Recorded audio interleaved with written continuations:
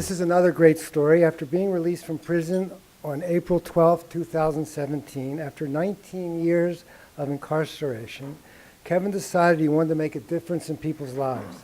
He came to Goodwill and completed job readiness classes.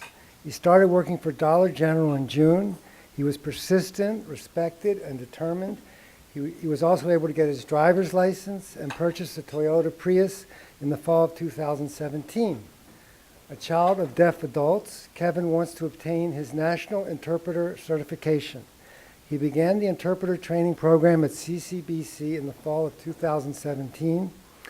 These funds will enable him to complete his National Interpreter Certification, which will also allow him to operate nationally as a freelance ASL interpreter in professional and private settings. His professional goal is to become a substance abuse counselor, and he plans to use his National Interpreter Certification designation to interpret for an underserved population. The scholarship will help him achieve his goals. Kevin, congratulations on being a recipient of this year's Marge Thomas Scholarship Fund.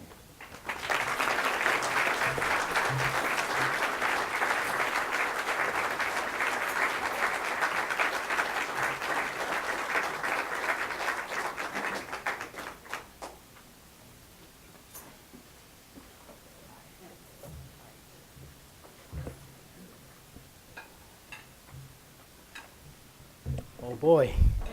Hi.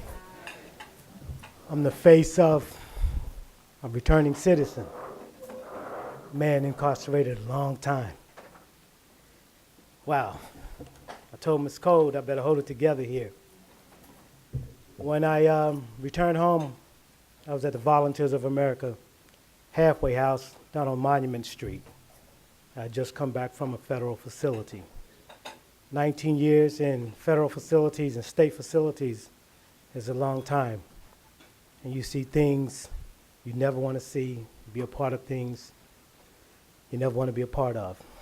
I'm not going to make this long, but I want to share something with you all about when someone is a victim. TD was saying that she had been victimized and she touched me. Quickly, please. In 2009, and many of you probably remember this, President Obama had just become president.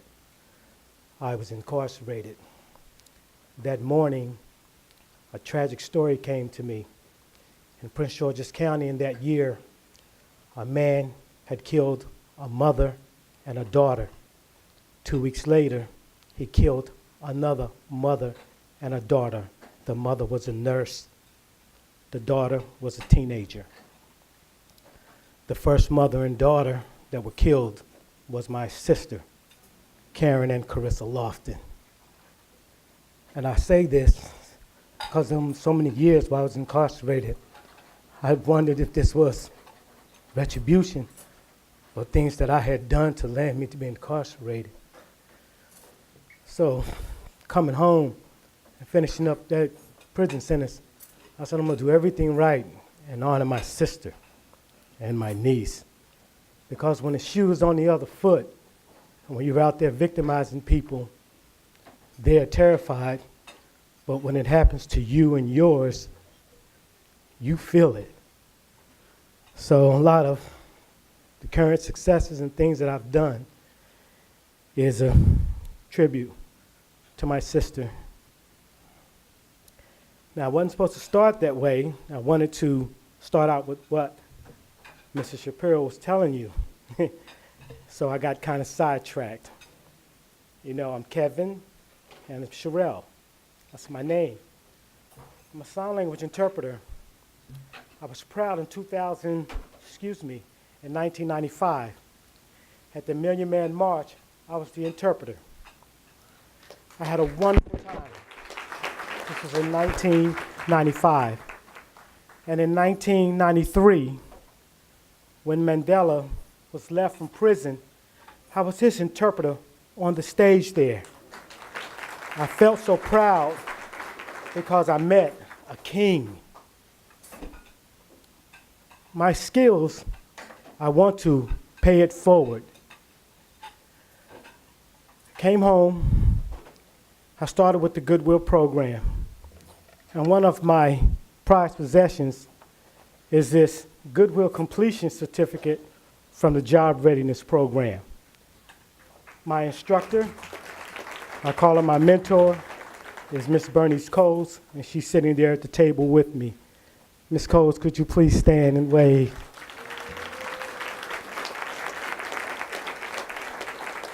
That Goodwill class, when they told me about it at the Volunteers of America Halfway House, I was like, I'm not going. And then one of the guys said how great it was, and I said, I'm going to give it a shot. And it was great. The bus tokens helped me get back and forth. The resume prep was outstanding. After 19 years of incarceration, you have so little access to technology. I was having a hard time getting the flash drive to work for me and load up my resumes. They showed me this. The life skills, it helped me build my confidence. The job search skills. The listing of businesses that hire ex-felons, just to go on and on. The computer lab that Mr. Compende worked in, I went in there and sharpened my computer skills. All of these things down on Redwood Street helped me to go forward and do exactly what I needed to do. I decided to go ahead and finish my education, and some churches helped me out with a little bit of money. So this Marge Thomas Scholarship is going to really be good for me. I went to CCBC, and after I initially had a sign language screening test, I tested out of 4 levels at CCBC in their interpreter training program. They was like, Mr. Sherrill, you are a natural. I had to take the ethics class. My sign language skills come from my parents who were deaf. My grandmother had 10 children. On my father's side, 4 were deaf, my dad and 3 of my aunts. So sign language we grew up with. And I took it to educational levels after high school. Unfortunately, for many African American men and other people in this world, we allow substance abuse to derail us. And that's what landed me in prison, to do something I would have never done to anyone. I thank God that I never physically hurt anyone, but I know I was at fault when you put people in fear of their lives. So I'm blessed that my Lord and Savior put Goodwill on my life journey. I know God still has his fingerprint on me. And the scholarship is a direct response for me to do personal righteousness, because this promise was made for me. I want to get my interpreter license, and I want to go on from there. 20 years ago, you didn't need that, but now they want you to have it, and I still freelance, and I'm grateful. And thank you all for letting me tell you my story.